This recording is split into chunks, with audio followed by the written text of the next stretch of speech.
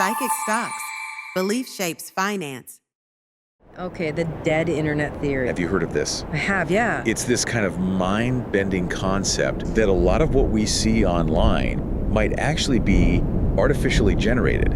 So not real people, not real interactions. Interesting. And we're going to be tying that into the concept of solipsism. Many people think it's kind of a downer idea. Yeah. You know, it's the idea that only one's mind is sure to exist, that everything outside of our own consciousness might be an illusion. Buckle up. Exactly. Because we are going to explore what happens when we start thinking of our finances as a reflection of our own internal world. We're going to be looking at this through all these different lenses. We're going to be going into ancient wisdom traditions. We're going to be talking about psychology, even some like mind-bending physics, you know, I love it. To see how these ideas can actually change the way we approach like budgeting, saving, investing. I'm ready. Let's do it. All right. So our first stop on this mystical money journey is consumerism as a cosmic play. That sounds fun. This is where things start to get really trippy. Yeah. We're talking about the Hindu concept of Maya. For those who maybe aren't familiar, Maya is this veil of illusion. Yes. That hides the true nature of reality. Okay. So it's kind of like this filter through which we perceive the world. I see. And it can make us mistake the impermanent for the permanent, the unreal for the real. And what's so interesting about this in relation to personal finance is that it asks this really interesting question. What if our financial behaviors, the way we spend, the way we save, the way we invest, what if all of that is actually a projection of our internal state? Oh. It's not so much about the external world of money, I see. but about our own desires and fears. So fears and desires being projected out into the financial world. Exactly. Interesting. So to give a really concrete example, those online ads, you know, the ones that seem to know exactly what you want. Like they're reading my mind. Right. Or those impulse buys we regret later. Oh, yeah. Through the lens of Maya and solipsism, those could actually be seen as reflections of our own internal state. Wow. So instead of blaming that targeted ad for making me buy another pair of shoes, I should be looking inward and asking, what void am I trying to fill with this purchase? Bingo. What insecurity is driving this spending habit? Yeah, it's like our spending habits are a form of shadow work. They're revealing these hidden parts of ourselves that we might not even be aware of. But then the question becomes... Yeah, how does this help me manage my money? Right. Like, how does that actually help me? How does knowing this actually help us manage our money better? Right. So imagine you're working on a budget, right? Yeah. Most personal finance advice, it focuses on the external stuff. Right. Tracking your spending. Yeah. Cutting expenses, increasing your income. Practical stuff. Yeah, practical tips and tricks. Yeah. But what if we approach budgeting from a place of inner awareness? Okay. What if, instead of just looking at the numbers, we also paid attention to our emotions, our beliefs, our internal landscape? Yeah, even the subconscious patterns that drive our spending. So I'm tracking my expenses, but I'm also asking myself, why am I spending so much on takeout? Exactly. Is it because I'm stressed? Do I feel a lack of time? Is it a way to avoid cooking? Which might bring up some deeper issues around, you know, domesticity or self-sufficiency. Yeah, it's like budgeting meets therapy. Right, exactly. And that's where the real transformation can happen, because once you understand like the why, the root behind your spending, you can start to address it. Yes. You can start to heal those emotional wounds. You can start to shift those limiting beliefs, and you can ultimately create a healthier and more fulfilling relationship with money. In a solipsistic world, budgeting isn't just about crunching numbers. It's about understanding the deeper story behind our financial choices. Right.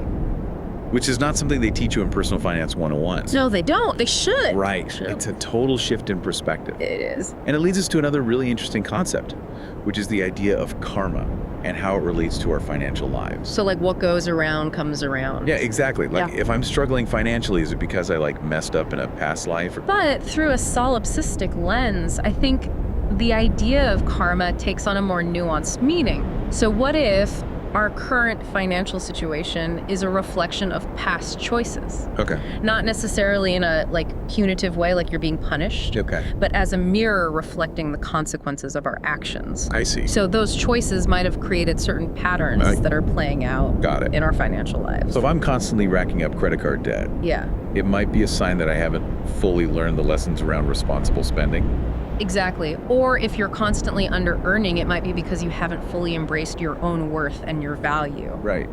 And in a solipsistic world, the focus is always on internal transformation. Yes. So instead of getting caught up in guilt or blame, Right. we can use this concept of karma as an opportunity for growth. So instead of seeing financial struggles as a punishment, we can see them as like a cosmic curriculum.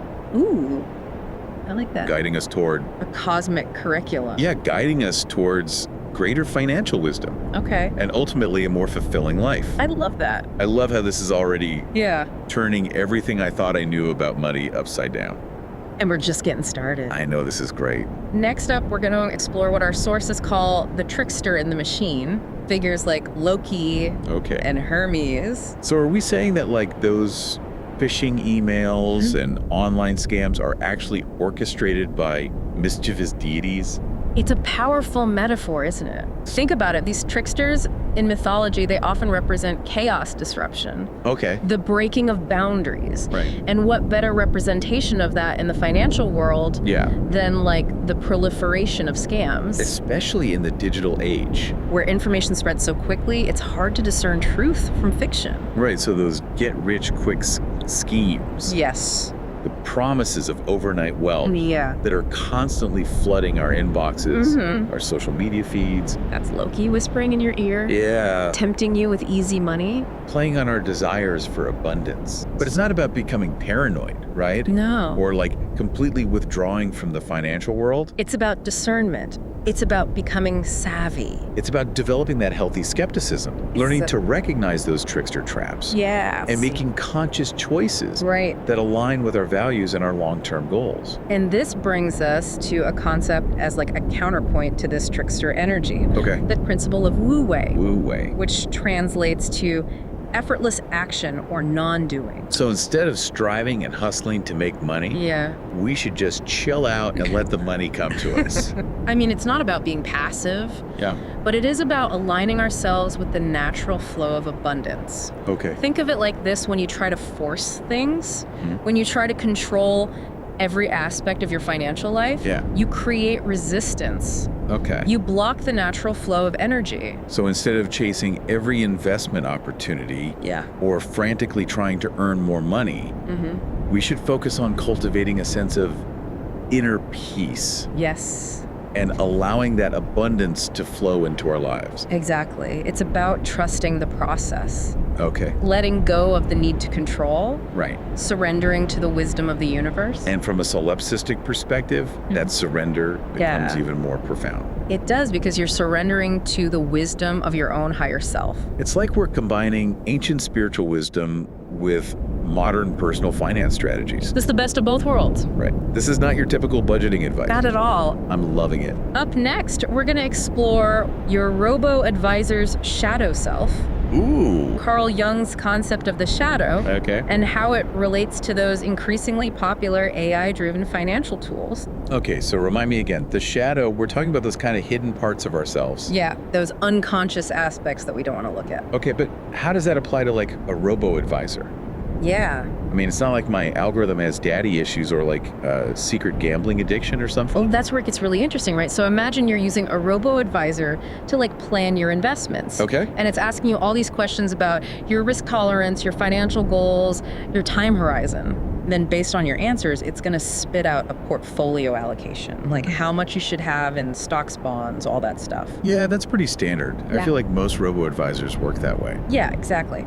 But here's the question. What if the advice it's giving you isn't totally objective?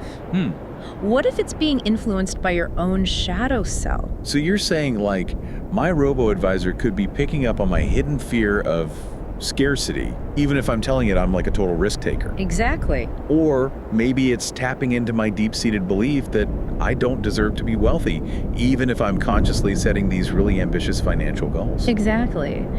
And those unconscious beliefs, they can manifest in all sorts of ways. Like maybe your robo-advisor keeps recommending conservative investments even though you're saying, hey, I'm comfortable with risk. Right. Or maybe it steers you towards certain sectors or industries that resonate with your shadow self. Okay, so it's kind of creepy, but also really fascinating. It's like our robo-advisors are like holding up a mirror to our subconscious, showing us these blind spots that might be sabotaging our success. It's not about demonizing these tools. Like, they can be really useful, but we have to approach them with self-awareness. So we need to become like our own financial therapists a little bit. Yes, exactly. Analyzing the robo-advisor's advice, but like through the lens of our own psychological baggage. Exactly. And I think that leads perfectly into another concept, financial alchemy. Ooh, financial alchemy. Right. Okay, so we're not talking about literally turning lead into gold, right? I'm pretty sure my bank wouldn't accept that as a deposit. Probably not, although that'd be pretty cool. It would be cool. But it's about that inner transformation that happens when we approach money consciously, intentionally, with awareness, with a desire for growth. Okay. Think about it. Those base metals in alchemy, they often represent negative emotions. Oh, okay. They're like fear, greed, scarcity, lack of self-worth, all that stuff that holds us back.